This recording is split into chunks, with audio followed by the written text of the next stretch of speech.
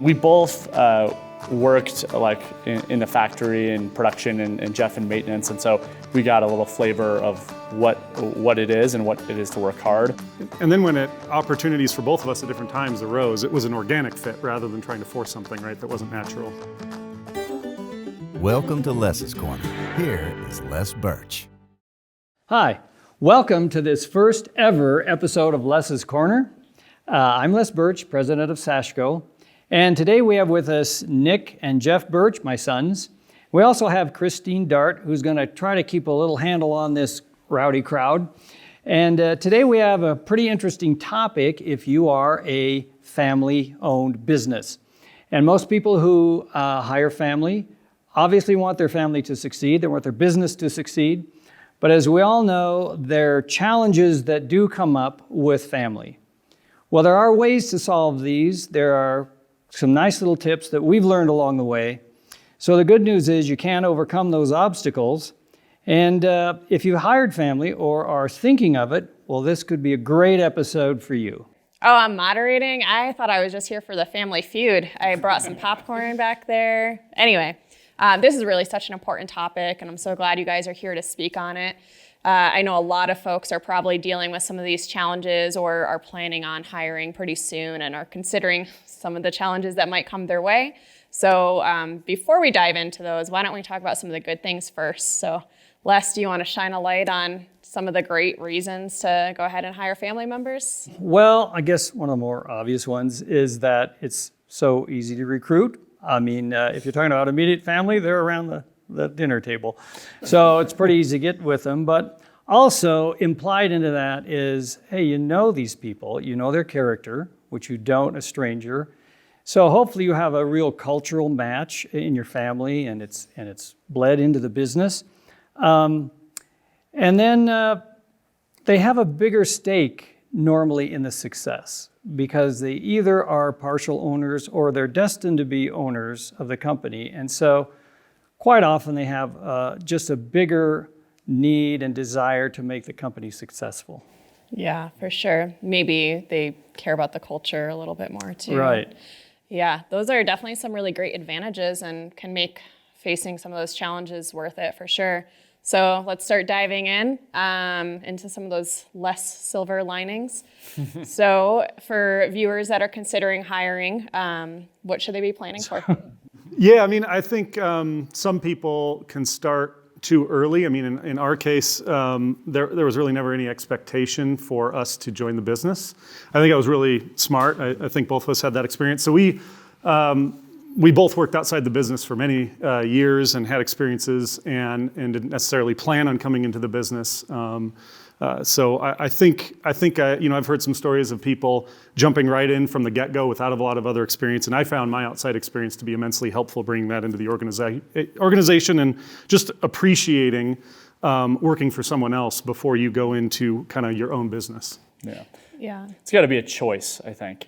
So going someplace else first, then it felt like my choice to come in, and I was bringing all my energy with that. I think sometimes, at least what I've seen, particularly in other family businesses that I've known, is there can be a mismatch in the job between the skills of the family member and what the job really needs, because people are hired because they're family, but not necessarily because they have that skill level or even the passion for what the specific job requires. So I think that's quite often one of the big mistakes. And as the guys were saying, the expectation that you will go into the family business, sometimes, the sons or daughters kind of recoil at that and not sure that that's what they want to do for their career. So let's talk about those two things. So do you have any tips on vetting job skills or helping figure out the right placement for a family member that does want to work for the business? Yeah, well, I think the guys alluded to it. My desire really was for them to work outside of our business for at least 5 years for a lot of reasons. One is I wanted them to bring something into the company, some more skills and understanding that we might not have had.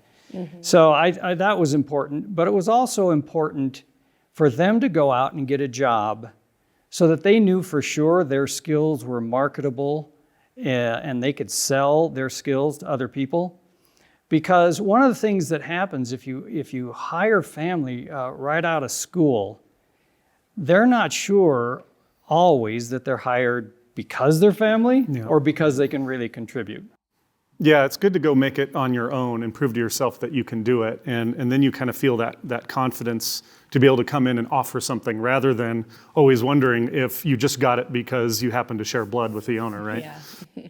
Yeah, and it's that desire to succeed, and when I got out of school, I wanted to go make it. And it was an important thing for me to get a job, even in the midst of like an economic downturn in 2009, and prove to myself that I could make it and like actually gain skills. Your first job, you gain a lot of skills, probably the most in your entire career, because you got nothing. Yeah. Well, and one other element that I think is really important for us is we have a really unique interview process. Neither of us had any idea. We had no inside information about that. So we went in cold, and it's just a very different process. So people come in and have no idea what to expect. We didn't either. And so in a sense, we weren't given the cards ahead of time. And that was good, both for the company to know that it was real and authentic, but for us to know that if we're offered a job, we earned our spot, right? Yeah, Jeff almost didn't make it. I really was close, Yes, right at the margin. Right on the edge. So I think this idea of expectation is important too, because we kind of held it loosely. If they never joined the company, I was fine with that. They had careers. In fact, they were both advancing quite nicely in the companies that they had joined. So I think that's important just from their mental state. You got to love what you do every day. Yeah. If you're in a job that you're not good at or you don't like, it doesn't matter that you own the company. It still sucks to come to work. Yeah. and so you gotta love what you do, and I think that's an important thing. When I think about like my job now, I freaking love what I do, and that's an immense blessing. Yep.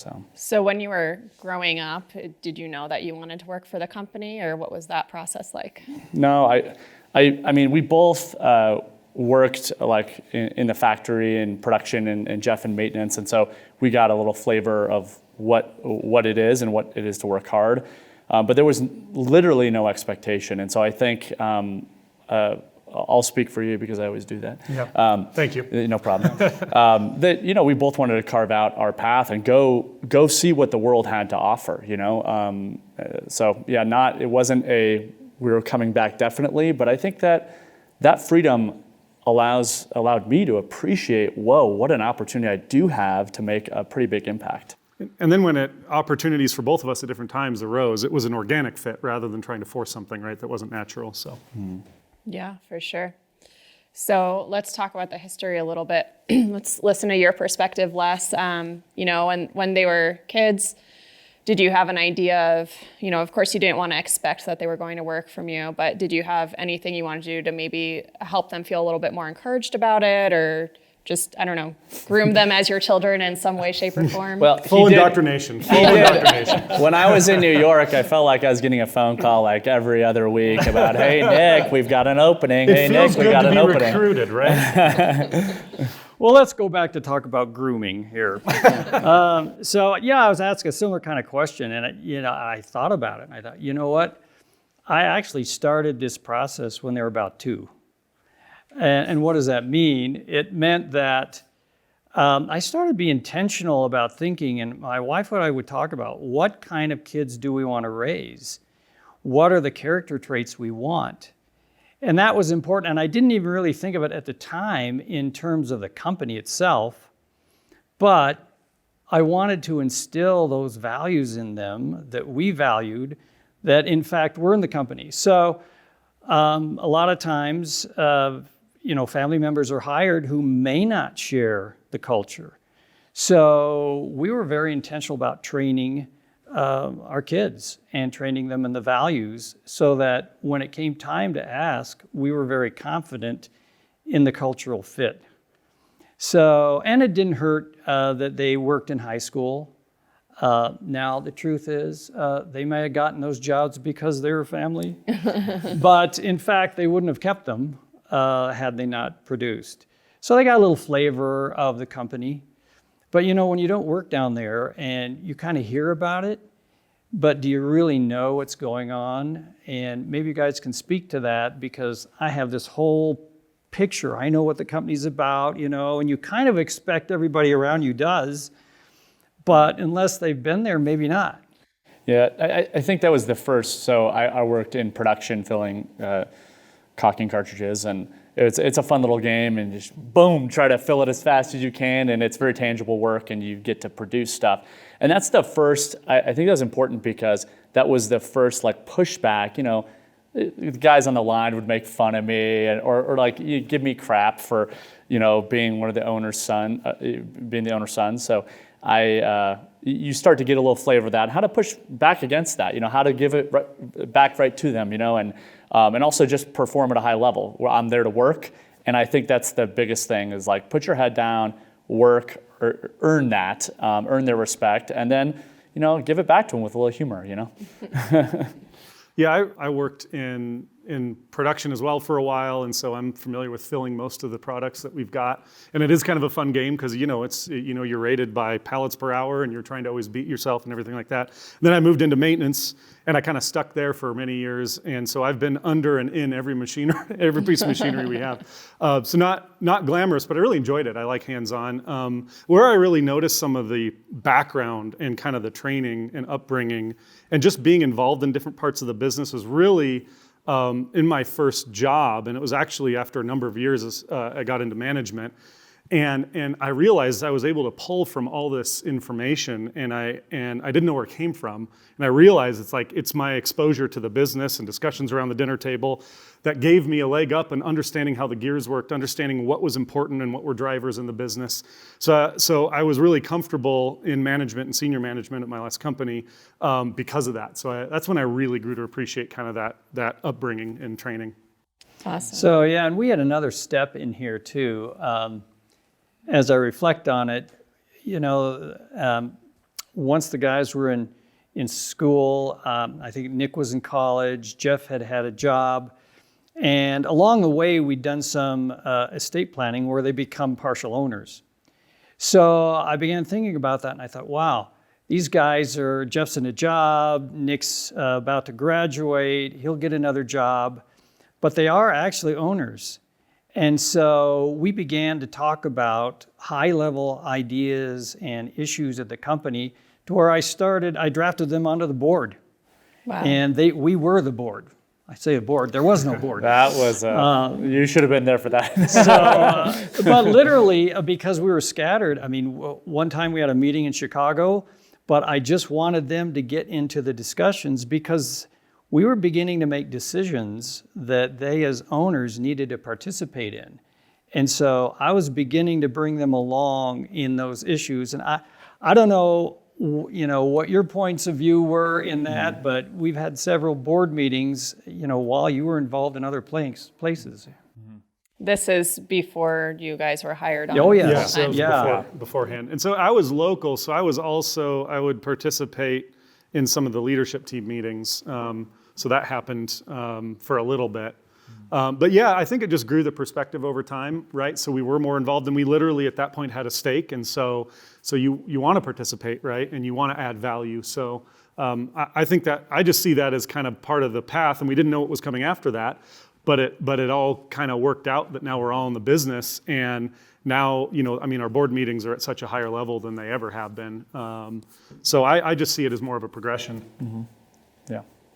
Yeah, that makes sense. So what does legacy mean to all of you? Yeah, that's a good question. I think, and rewinding a little bit, and then I'll get to that question, is that, when you think about as a kid coming into the business or as a young adult, you definitely don't want to come into the business because you don't have any other prospects, And so I think that's kind of the table stakes. And then once I've been at the company for 9 years, and I think the more I'm in it, the more it's about the people that work for Sashco and how we can help them thrive. That is, and that's a big thing. You don't solve that. That's a continual thing. But that's, I think, what has begun to get kind of our hearts and minds really excited to how do we create a place where people can thrive. Mm-hmm. But first, it was how do we be excellent at what we do? Because if you're not excellent, you're not growing, then people can't thrive. I remember 2016, we grew 20%, and that was the biggest growth year we'd had. Wow. And I remember after that in 2017, seeing people start to move positions. And all of a sudden the light bulb hit. I thought, oh my gosh, when the company grows, then people grow, because now there's new positions, and that was a really cool thing to witness, and really important for my learning of how we could actually create an environment like that. Yeah. You know, thinking about the difference between the guys working in high school at the company, then going off into their own careers, but at the same time we began to have these board meetings, leadership discussions. It really brought to light the separation between ownership and employeeship. Mm-hmm. And I belong to a CEO group where there's a lot of family-owned companies, and this is the single biggest mistake that is made, is that people do not separate between ownership and employeeship. And so when family members are hired, sometimes they're given wages that are much higher than that position deserves just because they're owners. And we made a very sharp distinction between ownership and working at the company. So you get the wage you get based on all the data, like we'd hire anybody else. If the company makes distributions because you're an owner, that's very separate. And when you mix those two things up, you really start to, you get into a lot of problems. So we made that distinction early because they were talking about ownership ideas before they were ever brought on full time. Mm. So what actually made you make the leap from having your own career while being an owner to deciding to become an employee at Sashco, besides your dad calling you? But what made you finally be like, okay? Well, I was working in New York at PepsiCo at the time, and I was commuting 3 hours a day, and then PepsiCo had just finished an acquisition. They were moving all the finance jobs 30 minutes further north out of the city. So I was going to be commuting like 4 hours a day, and that's a lot of hours. Yeah, it is. It's a lot. So I was starting to contemplate I don't think I want to do this, and then it kind of synced up with an opening in marketing, which is also part of my background, and so that I wasn't planning it, but it kind of synced up nicely. Yeah, I was. I enjoyed my job. I was working for a great company, and so an opportunity kind of presented itself as I was getting promoted again, and so it was a little bit of an odd time actually.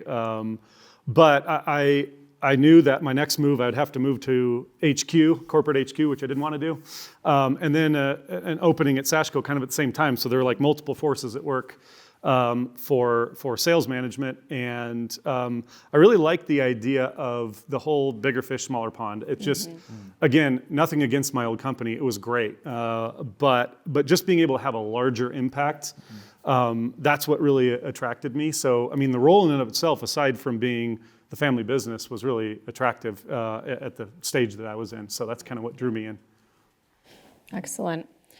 All right. Well, any other tips on hiring family members that you guys want to touch on? Yeah, only 1,000. Well, I think that Jeff alluded to that earlier, is that, and it did happen kind of a similar way for both of them to come onto the company because we weren't contemplating it. I knew that they were both getting promotions in their job, and so I was almost embarrassed to call them up and say, hey, we've got a position and we've been having a hard time filling it. It happened in both positions, but I knew they were suited Your price to those. just went up. Yeah, terrible negotiation. Yeah, that was a bad deal. But that goes back to the advantage of recruiting family, you hope. But but what we did was we put them in our normal hiring process. So 2 things, you go through the normal hiring process, and I'm not part of it, and I'm not going to supervise you. Okay. And so they had to go through several, we have like 3 or 4 pretty tough interview sessions in order to hire people. And then, we keep that pretty clean between their supervisor and myself and them. There's no interplay or talk about that. But actually, I was so concerned about it that after we hired Nick, I went to his supervisor and said, now, are you sure the team really wanted him? Or is it because he was family? Because I wanted this to be a clean deal. And she says, are you kidding me? We just hired a graduate of NYU that spent 2 years at Pepsi. We would do that all day long. Mm-hmm. So I thought, okay, this is good. And, I can happily say it's panned out really well. Well, thank you guys so much for sharing all that great information. I think that's some great advice for people that are thinking about hiring family members. Okay, well, Christine, thank you for keeping us in line, mostly. It's a tough crowd. So, and we thank you for watching the first episode of Les's Corner. And we're going to be preparing a second episode where we actually dive into what happened after the guys joined the company. And believe me, there have been challenges, so there's a lot to navigate. And if you're facing those issues, you may want to drop in on episode number 2. Thanks for watching. Les's Corner with Les Birch.